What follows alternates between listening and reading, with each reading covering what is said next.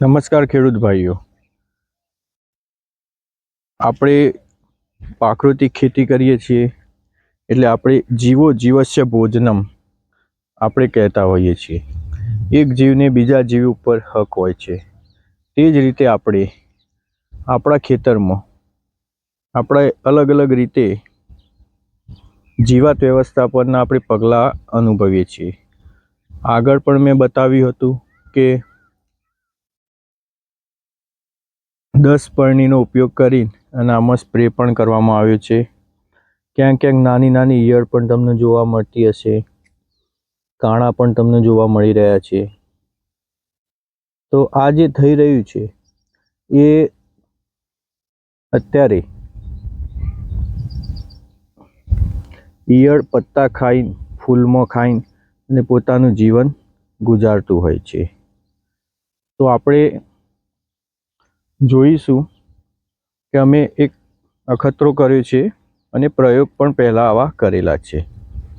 ચણાના પાકમાં, અલગ અલગ પાકમાં અમે આ વસ્તુ કરતા હોઈએ છીએ.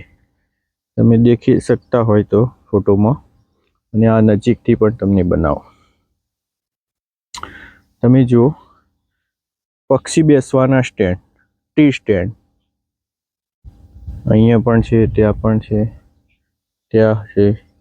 તો જ્યારે આ ખેતરમાં તમે રચકો છે તો રચકા ઉપર કોઈ પક્ષી બેસી શકતા નથી, પણ ઈયળ એ પક્ષીઓ માટેનો પ્રાથમિક ખોરાક છે.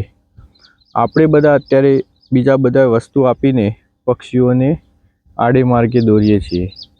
ત્યારે જો એને ઈયળ મળી જશે તો બધા જ પ્રકારના ખોરાક છોડીને પોતે ઈયળ ખાવાનો પ્રયત્ન પહેલો કરશે.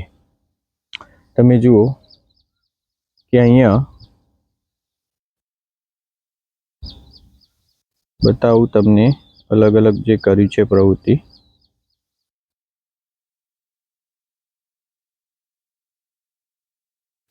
તમે નીચે મમરા પણ નાખ્યા છે આપણે, તમે જુઓ, એટલે જેથી પક્ષી આવે પહેલાં મમરા ખાય, ત્યાર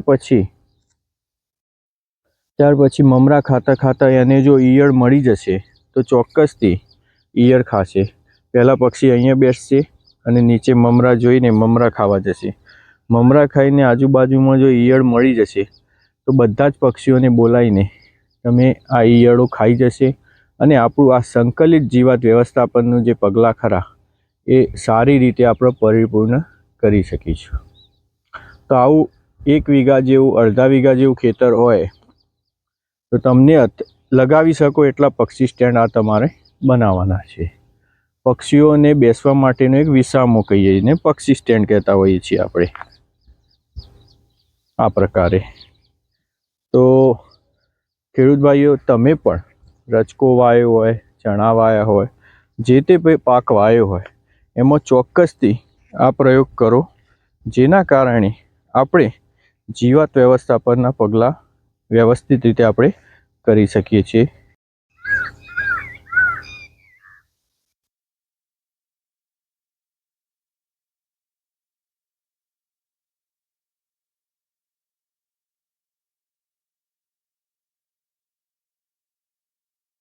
તમે જોઈ શકો છો, હું લાઈવમાં તમને આ પક્ષી બેઠ્યું છે તમને બતાવું છું.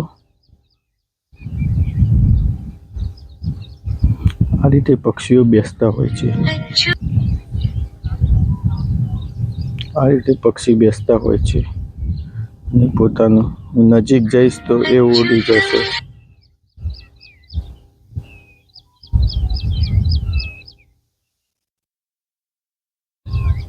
જો ઈયળ ખાવાનો પ્રયત્ન કરે છે.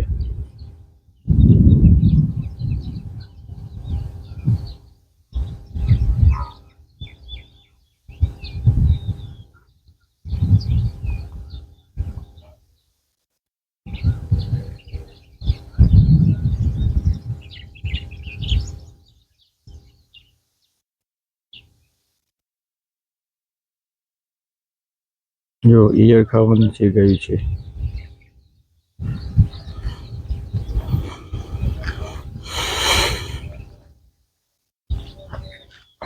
જો હા, જો તમે